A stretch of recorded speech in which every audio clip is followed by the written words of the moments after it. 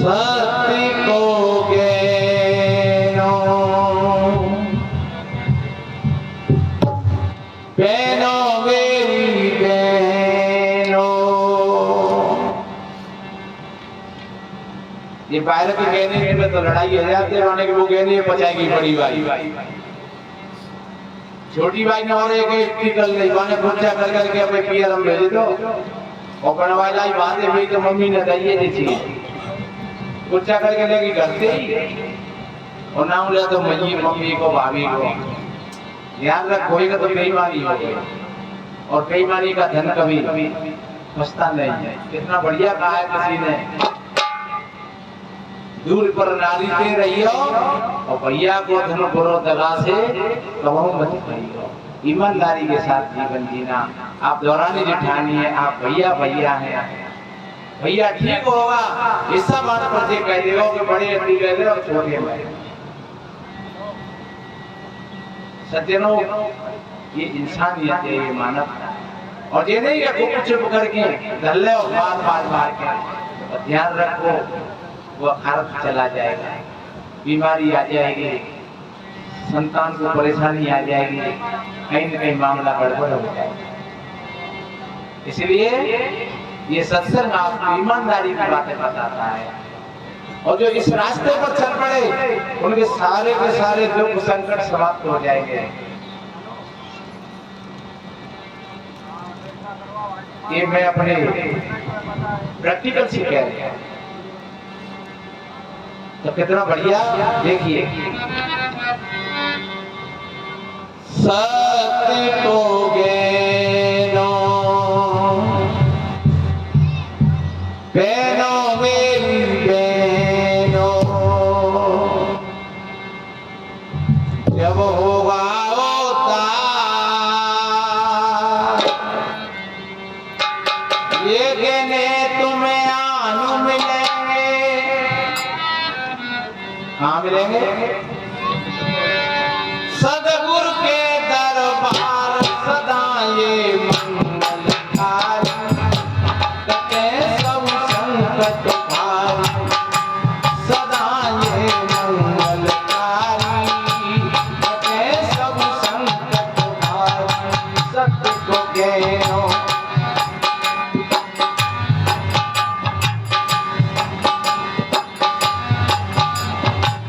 ये सदगुरु संतों के पास आते हैं। सदगुरु बड़े सुनार हैं सज्जनों। वास्तव में ऐसे सदगुरु संतों के सानिध्य में जो प्राणी आ जाते हैं और बताए हुए मार्ग पर चल जाते हैं, उनका जीवन सार्थक हो जाता है। ये कोई भूल और भ्रांति की बातें नहीं है और इसमें तुम्हारा कुछ लग भी नहीं गया है। तमाम ठगियाइयों से बच जाओगे, तमाम अंधविश्वासों से बच जाओगे। देखिए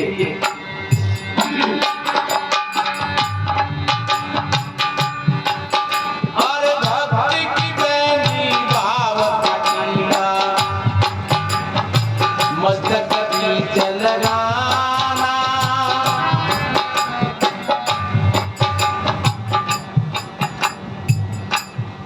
ये नाचना कूदना भक्ति नहीं है।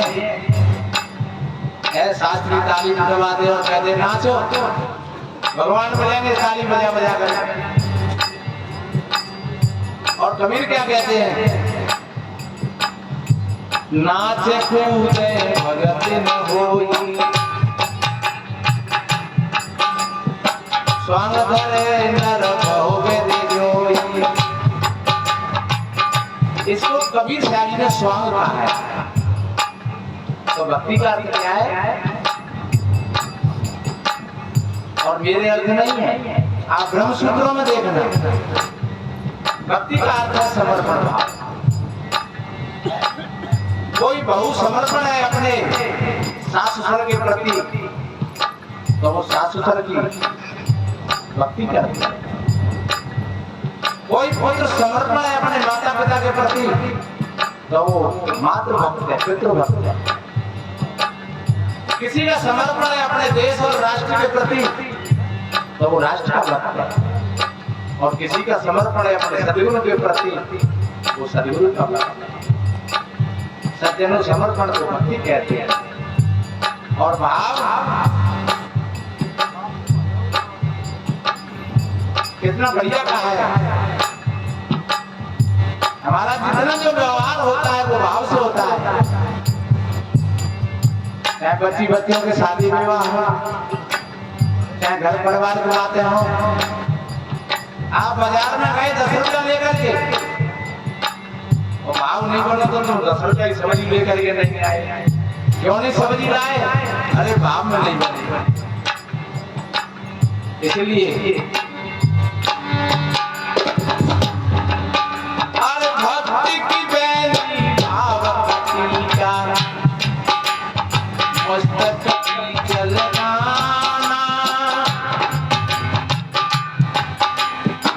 सदगुरु सार शब्द सदगुरु कानों में लटकाना। ओ सदगुरु सार शब्द सदगुरु कानों में लटकाना।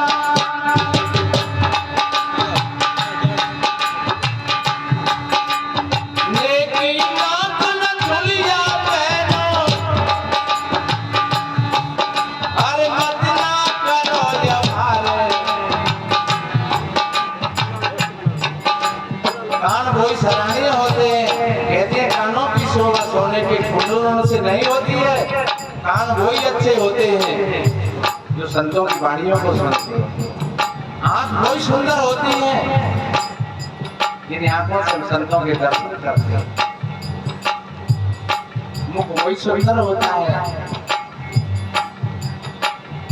होठ लाली रचाने से और पान चबाने से नहीं, सत्य बोलने से, प्रिय बोलने से, मधुर बोलने से। इसलिए कितना बढ़िया कहा है।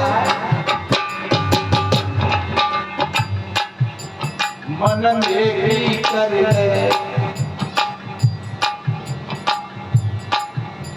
मन मेरी कर ले, दो दिन ठारे में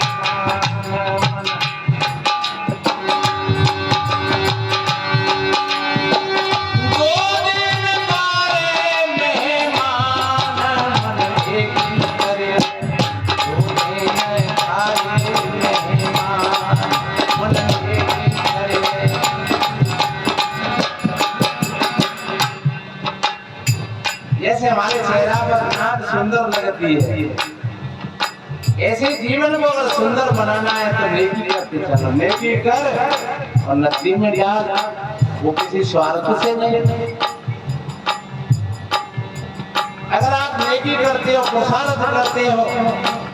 एक प्रसंग आता है बहुत बढ़िया। सीता जी चिल्ला रही है और गीतराज ने सुनी। और गीतराज कोई पक्षी नहीं था, वो आदमी था। हनुमान जी बंदर नहीं थे। एक बात बताओ, हनुमान जी और बंदर होते, हनुमान जी का तो पूंछ लगा दी, लेकिन अंजनी मालिया का तो पूंछ दीना है। वो तो गौतम ऋषि की लड़की होती है। तो वो आदमी कहते, तो वो बेटी कहते और बंदर पैदा होगा। काल मुसुंड और गरुड़ वो आदमी थे, विद्वान पुरुष थे उस समय। इसलिए मेरे बहन भाइयों, गीतराज ने जब सीता जी की बात को सुना, सीता जी के करुण ये बात को सुना, तो वो टूट पड़ा रावण पर जाकर के। रावण बलवान था, रावण सशस्त्र था और गीतराज के पास कोई हथियार भी नहीं था। लेकिन फिर भी उसने बहन नहीं मानी, वो कूद पड़ा और रावण को फिर गया। रावण ने तलवार खींच करके उसके कंधाओं को काट दिया और वो गिर पड़ा। रावण सीता को लेकर के चला जाता है। थोड़ी देर बाद राम आते हैं और जब राम पूछते हैं कि भैया तेरे हाले कौन ने बना दिया, तब गीतराज ने वो सारी बात बताई। राम गोदी में रख करके रो रहे हैं गीतराज को।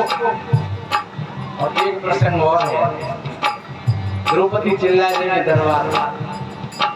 भीष्म पिता के सामने जाकर के, कहीं द्रोणाचार्य के सामने जाकर के, कहीं कृपाचार्य के सामने जाकर के, लेकिन सभी नाल झुका गए नीचे। तब द्रौपदी ने कहा, ये कायरों की सभा है, मैं जानती हूँ कि अंत आ गया है और मैं शराब देती हूँ। तो खानदान सामने आ जाए। मेरे बहन भाइयों, प्रसंग का मतलब क्या है? भीष्म पिता ने अपनी समय और शक्ति का और बाणों का दुरुपयोग किया, इसलिए उनको 27 हजार की बाणों की शस्त्रियां मिली और गीतराज को श्री राम की गोद मिली। ये है पोसार पर तपस्या के मन माही और तिनको जगत और लोक रखनाई पर राज प्रजे जो देही तो संत प्रसन्न से धन्य है। ये जीवन खाने पीने और सोने के लिए नहीं मिला है। क्या बोला मैंने?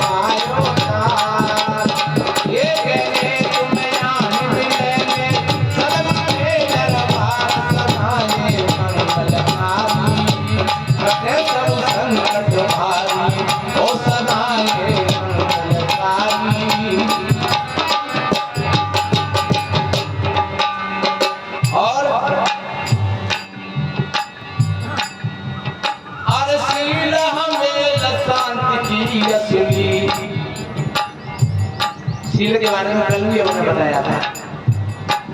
तथागत बुद्ध ने 5 शीलों की बात करी है। पहला शील किसी प्राणी को मत सताओ, दूसरा शील कभी झूठ मत बोलो, तीसरा शील सदाचारी बन करके रहो और चौथा शील कभी चोरी मत करो और 5वां शील किसी प्रकार का नशा मत करो। बीड़ी, सिगरेट, तंबाकू, गुटखा, शराब, कच्ची पक्की, आप शीलवान हो और फर्क कुछ नहीं है। देखिए पातंजलि ने इसको सत्य, अहिंसा, आस्ते, ब्रह्मचर्य, परिग्रह, संयम के समुद्र और बुद्ध ने शील कहते हैं सब। महावीर जी ने इन्हीं को व्रत कहा है, पंच महाव्रत। मात्र बात समझ नहीं, इसलिए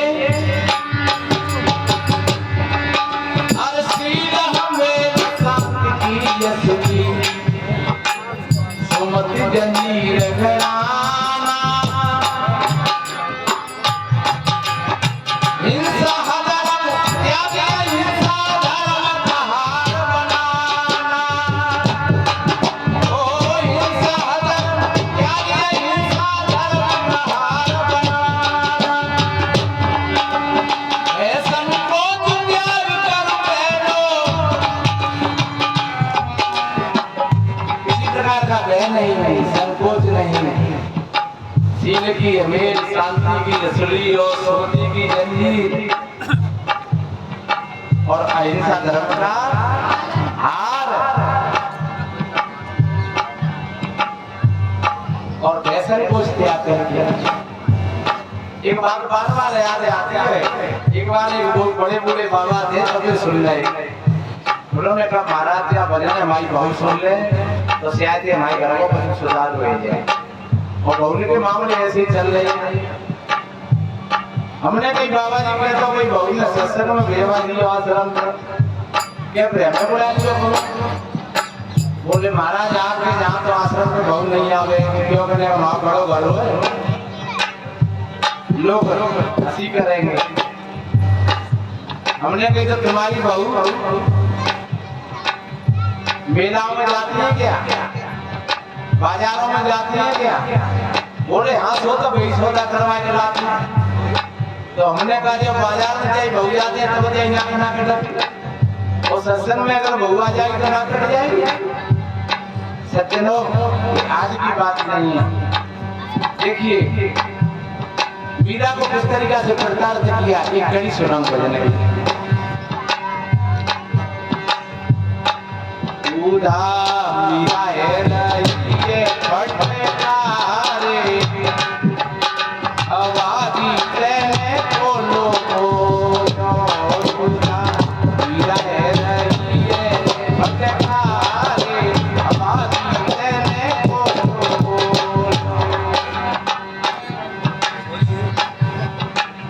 तुमने एक जूता बनाने वाले व्यक्ति को गुरु बना करके और हमराज गुरु के नाम रखवाए। ऊंचो मस्तक मेरे वीरन को तेने नीचो करवायो, रजपूती में दाग लगायो, काल नहीं आयो। ये कहाँ तक समझाऊं हत्यारी, भूखे वीरन के भागे रोए तो मरते हो। भूला मीरा है रहिए फटकारे आवाज़ी तेने। और मीरा क्या कहती है, मेरी है सफल कमाई। आप कुछ भी कहते रहिए, अरे मेरी है गई सफल कमाई, ओ मेरी है गई सफल कमाई,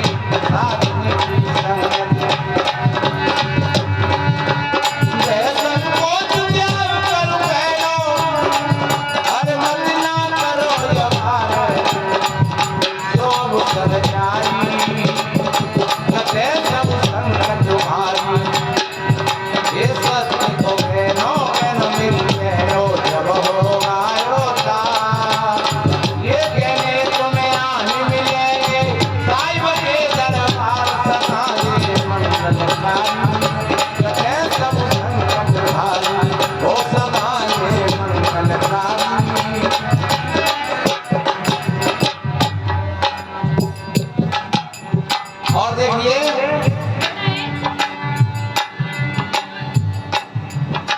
दया की चूड़िया तन में तुम,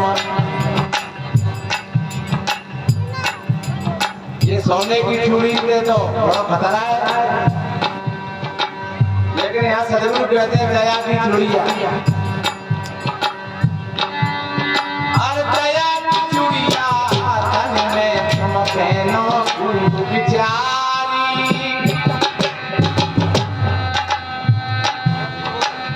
दान में खड़ुआ कर में डालो महिमा बढ़े तुम्हारी।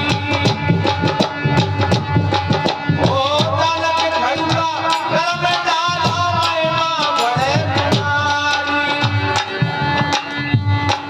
दया की चूड़ी और दान के खड़ुआ, ध्यान रखो ये हाथ अच्छे लगते हैं जब देने के लिए तैयार हो। इसी को त्याग कहते हैं। त्याग का मतलब ये नहीं होता कि घर में छोड़ के चले जाइए। त्याग का मतलब ये हर वक्त दूसरों को खिलाने के लिए तैयार, देने के लिए तैयार। पानी से अच्छे विचार दो, अच्छी सलाह दो, हाथों से सेवा करो, बढ़िया अच्छा रास्ता बताओ। इन हाथों से कुछ दान करो, सेवा करो। हाथ दान देने के लिए, ये हाथ काय को है? ये दान देने के लिए। पर कैसे होता है? एक छोटी सी बात है। एक बार मास्टर ने कई मोड़े थे, काय मोड़े हो? दूध कौन की भैंसिया देते हैं। एक लड़का ने कही हमारी देते हैं, तो क्या दूध लाइयो खीर बनाएंगे। तो मतलब मम्मी पूछ लेंगे। लड़का ने आकर के कहा मम्मी से, तो मम्मी ने अनाज सुने डालते कहा दे के लेंगे। और एक दिन ऐसा हुआ कि दूध निकाले करके बाल्टी रख दी, और तो उन्हें पुलका चलवाया।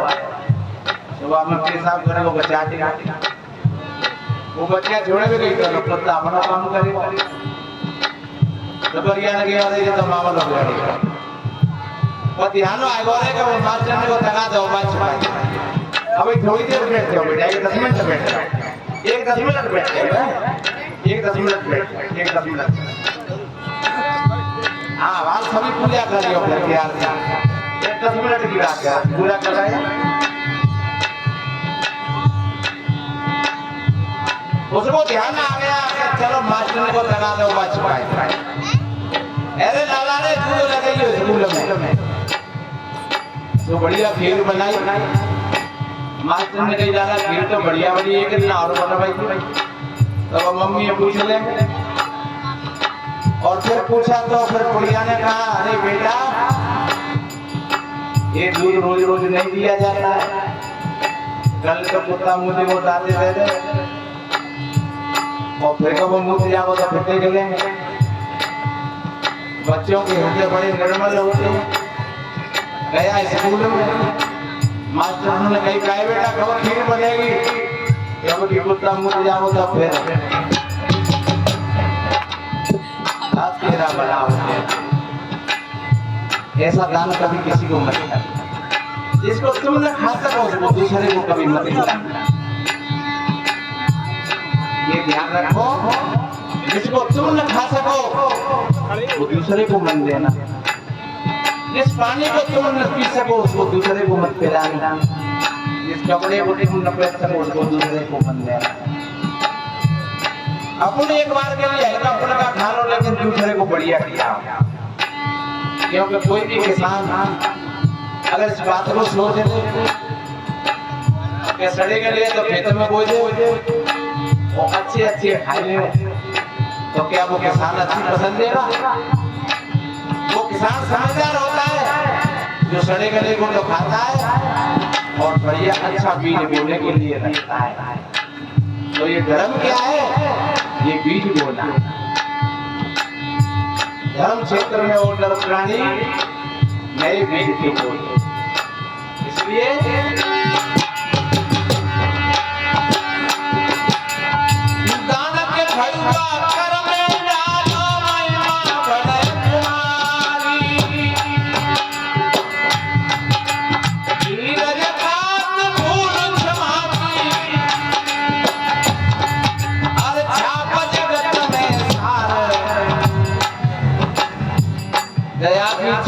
दान के खड़ुआ और धीरज का अतफूल वो क्षमा की छाप हमारी बहन बेटी की मैया भरी रहती है भले सोने की नहीं पर पीतल की सही एक बार एक बहू सूर्य नारायण ने अर्घा दे रही है भर के तो भाई पास भावे नाक पे आगी छाप बाने भाई सासू मां से कही माता जी वो तो जेल लग रही है कि सूर्य नारायण सड़ गए एक बच्चा सूर्य नारायण कहीं सड़ते नहीं है तो फिर पास आ रही है कैसे पास आ रही है एटीएम में अर्घा देती हूँ ऐसे तो पास आ रही है कहले जी वो आते थे और वो अंगूठी उतार के देखी तो मैं देर पहले बच्चा की लेटरी ने साफ करी तो वहां में लेटरी में लगे ये बच्चा हथियारी जो भी आटो लगाती सब पूरी रसोई दूषित हो जाती है हम तो निवेदन करते हैं वास्तव में अगर सुंदर ही बनाना है अपने आप को तो अपने भीतर से बनाओ या कभी शौक से पहनते हो तो कोई बात नहीं है लेकिन भोजन भंडारे के समय तो जरूर उतार कर रख देना ऐसी चीजें बढ़िया शुद्ध पवित्रता के साथ भोजन बनाओ और बढ़िया शुद्ध पवित्रता के साथ उसको खाओ क्योंकि उसका बहुत प्रभाव पड़ता है भोजन का कहते हैं जैसा खावे अन्न वैसा होवे मन जैसा पीले पानी जैसी बोले वाणी तन मन करता कौन खराब अंडा मछली मांस शराब क्या खाने से होगी भलाई साग सब्जी और दूध मलाई सब संतों ने यही बताया सत्य अहिंसा इसलिए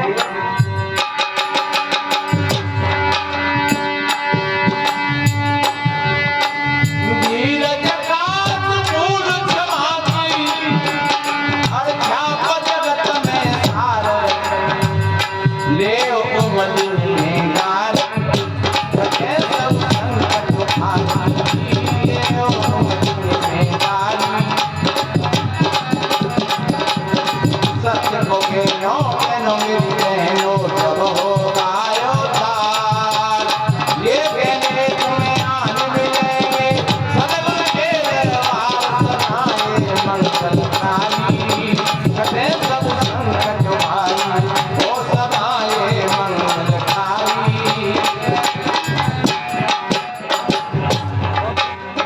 क्षमा की छाप, अगर अपने से गलती हो जाए तो क्षमा मांग लो, दूसरे से गलती हो जाए तो क्षमा कर दो। शास्त्र कहता है क्षमा शस्त्र मुकरे यस्य दुर्जनातिम करस्यते। आपके हाथ में अगर क्षमा रूपी तलवार है, आपका क्रोध रूपी शत्रु कुछ नहीं बिगाड़ सकेगा। अगर क्रोध को जीतना है तो फिर क्षमा को साथ है। देखिए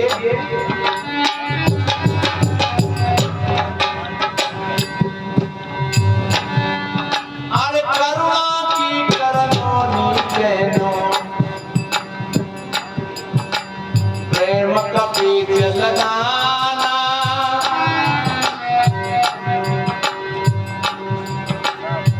किसी दूसरे के दुख को देख करके द्रवित हो जाए हमारा, इसको करुणा कहते हैं। दुखियों पर तुम करुणा करना, परोपकार कमाना जी, भूखे को तुम भोजन देना, प्यास को नीर पिलाना जी, और दुखियों पर तुम करुणा करना, परोपकार कमाना जी। ये भजन है, ये साधना है जीवन की। तो किसी का नाम रखने का नाम भजन नहीं है। इसलिए अरे करुणा की करनोनी बहनों, प्रेम का बीज लगाना,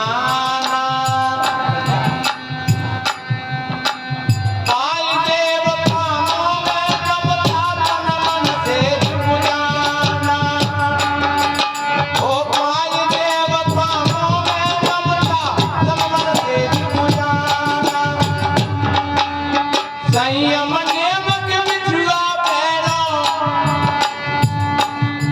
एक एक पत्ती का अर्थ किया जाए तो एक एक किताब बन जाएगी। इसलिए संयम नियम के बिछुआ पैरों, संयम कहते हैं अपने आप का अनुशासन करना, अपने मन और इंद्रियों पर अनुशासन करना। एक बहन कह रही नहीं, मैं वृंदावन को जाऊं मेरी बीत नायमान है मेरा मनुआ, आपको मनु हलाए रहोगा। वो कह रही है मैं मेला देखने जाऊंगे, मैं तो मेला देखने जाऊंगी जो मन्ना मान। और एक कह रही है थोड़ी सी समझ में आ गई,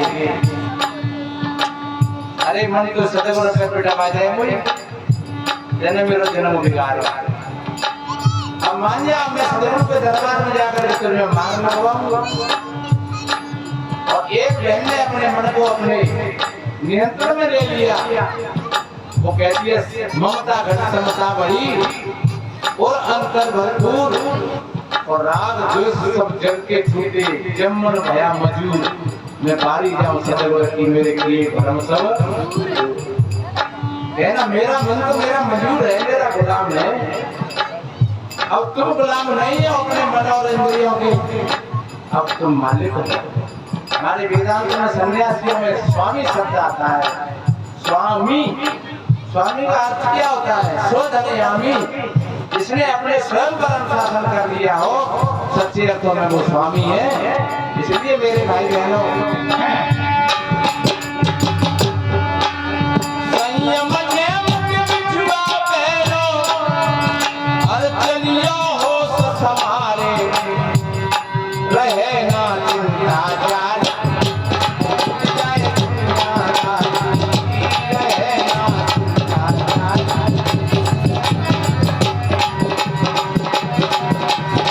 सत्य को बहनों मेरी बहनों जब हो आयो तार, ये कहने तुम्हें आन मिलेंगे सदगुरु के दरबार सदाए मंगलकारी, कटे सब संकट तुम्हारी ओ सदाए मंगलकारी। और आदमी पत्नी सदैवी